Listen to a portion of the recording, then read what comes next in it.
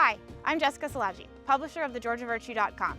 We're so excited to offer a compilation of videos this election season. The TGV Candidate Spotlight Series is an independent video feature produced with one goal in mind: providing voters with as much information as possible before they head to the polls. There's no agenda, we don't make endorsements, and we aren't beholden to any giant media corporation. The series is produced thanks to our advertisers and the generous donations made to the TGV Sunlight Fund and communities we cover. We extended an offer to all of the candidates seeking office this year, and to ensure the integrity of the questions and in fairness to all the opponents, every interview was recorded prior to the release of the videos in that race. For that reason, candidates who did not agree to an interview prior to the air date for their race will not be featured in this series. Thanks for tuning in, and don't forget, you can find more content on this election cycle and much, much more on thegeorgiavirtue.com.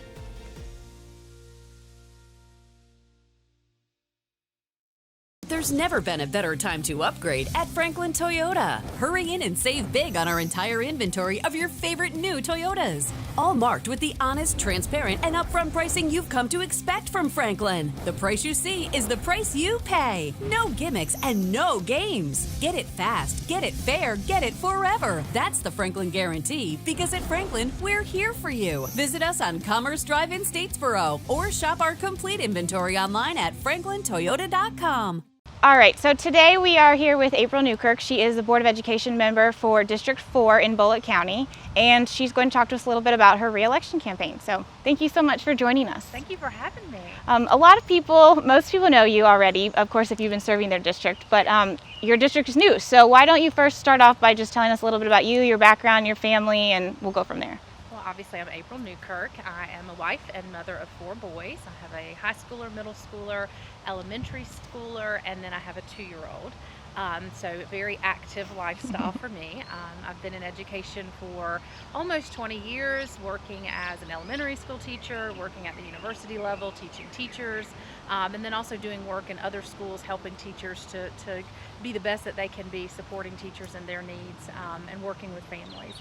And then obviously most recently as a Board of Education member for District 4. The districts have changed because of the recent census data, and so we redrew the lines, and so my district, I think, had some pretty significant geographic changes. So I pick up a lot of North Statesboro all the way down into the Stilton area. And so I do think it's important that our voters make sure that they know what district they're in, because there's been some significant changes, so they know who their candidates are and get to know them. But my district is very diverse, and then I have constituents that have students that go to William James and Statesboro High and Mill Creek and Maddie Lively, as all the way down to Stilton and Brookwood Elementary. So lots of schools represented in my district. Well, we'll make sure that we put the maps up so that people can see everything, because it is a big change. But it's also been a very unique term for you, just with everything that's happened everywhere, but there have been a lot of positives. So why don't you just kind of recap, I guess, maybe the last 4 years or so? I've learned a lot, significantly. I've learned a lot.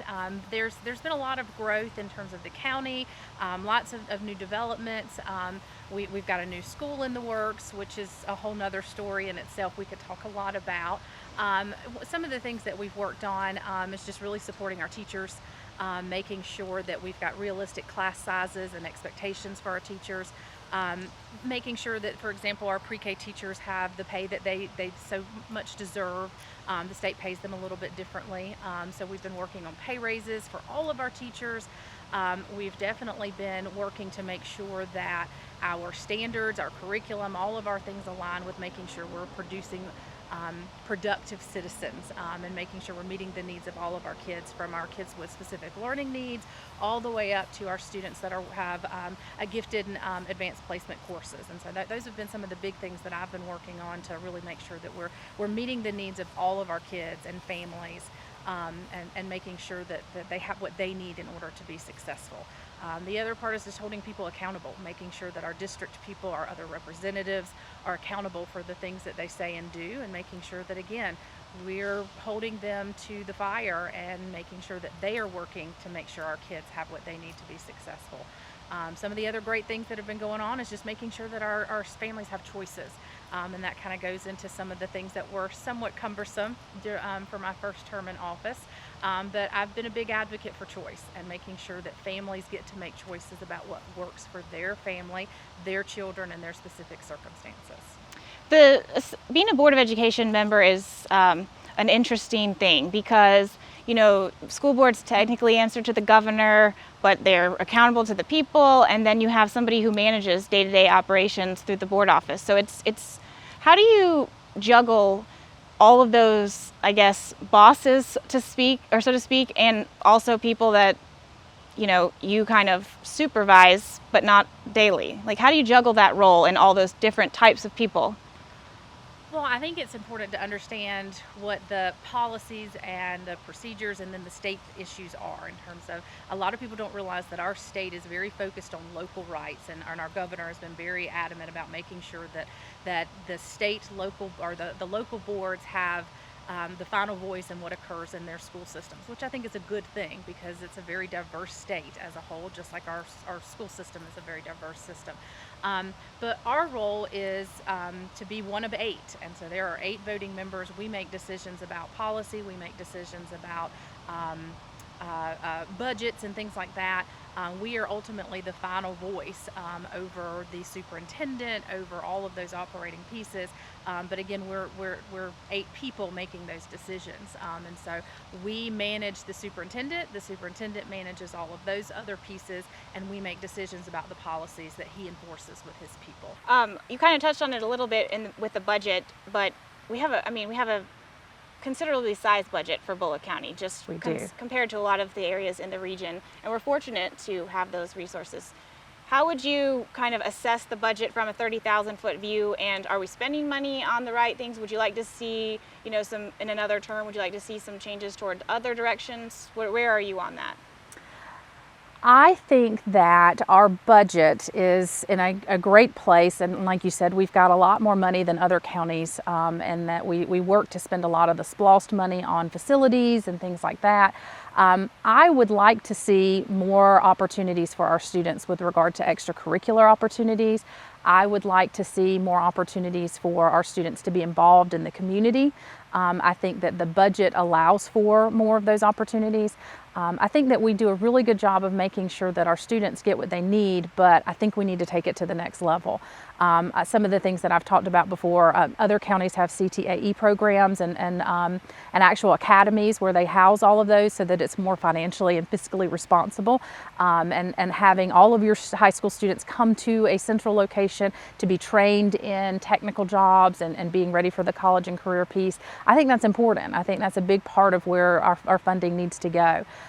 One of the big things that has changed in the past just years that we've added a lot of support staff.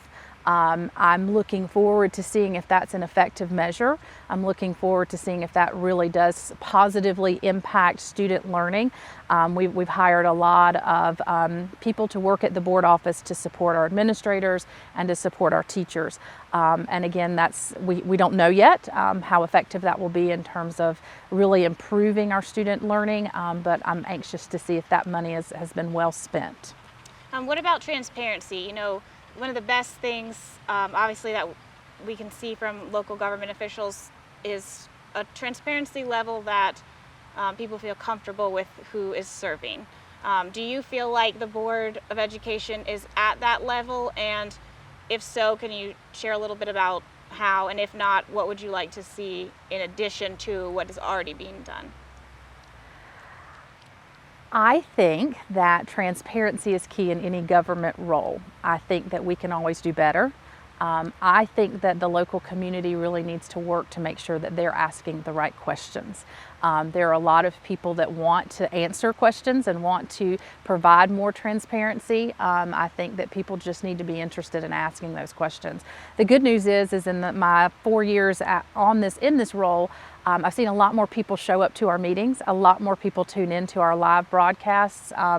I think that to me indicates that people are willing to listen and willing to know what's going on and seeking more transparency in that. I think that there are obviously areas in which we can improve and make sure that we're answering to the community, because ultimately we're a government entity. We take taxpayer money, and that's a whole nother story in itself as well, but we need to be answering to our general public, and I think they need to be asking those questions, and we can always do a better job of making sure they're aware. You touched on it, this is another thing you touched on a little bit, but talking about being kind of a voice of things you've opposed and just being a voice of dissent at times. How, in retrospect, looking back, how would you kind of assess the times that you have been a voice of dissent? Do you feel like that, is there been a time where you kind of wish that you hadn't been? Are you confident in your dissension? Like, how would you say that plays into, you know, why you feel like voters elected you in the first place? Kind of just talk about being a voice of difference. I love that you asked me that. I think that, again, transparency is key. And I think that I don't represent I guess the best way I represent people. People need to ask questions, and I need to make sure that I'm asking the difficult questions and demanding answers. I think that that's an important part of this role. I think there are often times when there are people in these positions that don't ask questions. I think that the colloquial phrase or whatever would be rubber stamp people. I'm not that person. I think I've proven that I'm not that person. I don't take no. I don't take the answers that are first given. I like to dig and make sure that I really know and understand what I'm voting on. I think sometimes that has put me on the outs with others and made people really dislike me. But I think also people that are really paying attention, they appreciate that honesty. Whether they disagree with my voting or not, I think people appreciate that honesty. I've proven to be that person, and I think that has made me a good go-to person for those to come to me with their questions to seek out more answers. I have learned not to be as dogmatic in my role. I've learned that sometimes we have to give a little to get a little, if that makes sense. And I think that one of the things that this whole experience has taught me is that I have to be open to listening to others and their perspectives, and then also helping them understand my perspective without just simply saying that that's my perspective. I think I've got to be, I've learned that that's an important part of this, because again, I'm one of 8. And so there are 7 other people that are making decisions alongside of me. And so I've got to really work on improving that as well. I've learned a lot, I've come a long way, but I will say that I'm very proud of the fact that I have not caved, I have not given, I have not given up many fights, because I think that our children deserve the best. And if we are not actively seeking to give them the best and to set them up for successes, then we're failing. And I think public education has a long way to go. I think that our families need to be asking more questions and getting more involved in what we're doing and what we're teaching. And I think that I'm that person, because again, I ask those questions and the hard ones that people don't want to answer. I think I've proven that I'm really good at making sure that feelings aren't a part of this. Facts, reason, and what's best for our students are a big part of this. Speaking of things that, and this is certainly not unique to Bulloch County, you know, COVID really put a wedge in most communities, just about varying perspectives and concerns and how it all should unfold. Do you feel like the board, the district, the community has recovered from that divide? And if not, you know, what can we continue to do to improve that as we continue to navigate, you know, living post height of a pandemic? I think we've come a long way. Things got really rough for those in public roles, but again, that's part of the job that I signed up for, and so I felt like it was really important for me to again make sure that I was educated and knew and understand what I was working on or working with, and again asking the questions. I think we've come a long way in healing. We have a very diverse community, very diverse in perspectives and ideas. And there was a tremendous divide, and I remember many meetings begging those in the community to, guys, we're going through this together, we're figuring this out together. We didn't do great in some things, you know, our virtual learning had a long way to go. We improved a lot and are still offering that. That was a big part of offering our families choices. But we're working to mend that relationship as a whole. I think that the community now is starting to focus on other pieces, other elements, and I would hope that in that focus we continue to focus on what we can do to help our kids past this. And to, again, develop those social skills, develop those skills that are going to help them be successful. I think it's been a long journey. I think we still have a long way to go, but I'm excited to be a part of that. What is the driving force behind you seeking another term? I think there's still more work to be done. I think that we've got to hold our leaders accountable. I've always been service-minded. I've always been about serving my community, working with children. I've always been an advocate for teachers. And now as a parent with, I have 4 children, and so I have children that are very high functioning in terms of academics, and I have children of my own that have specific learning needs and need help. So I see the spectrum. I see what kids need, and I think I'm a good voice for that. I think I've proven that I am, again, not about emotions. I think that I've proven that I'm about being effective and making sure that we're working for our community and being transparent in what we do. And I think I'm successful in what I've done, and I have several things I want to keep working on. And I think this role allows me to continue to be in those positive places of advocating for families, children, and for teachers as well. Where can people learn more about you and your campaign, or reach out to you about it? Where can they contact you? So where can people learn more about you? I have a campaign Facebook page, so people can find me on that. My cell number is listed on the Distirct website, and my email is listed as well. And I generally try to make sure that I respond to anybody that reaches out. So anybody that has questions, I encourage them to do that. I've also got 2 meet and greets scheduled. I'm still working on venues for that and specific dates, but I'll get those on my Facebook page soon. Great. Well, thank you so much for chatting with us, and good luck. Thank you. Appreciate you coming out and having a chat with me.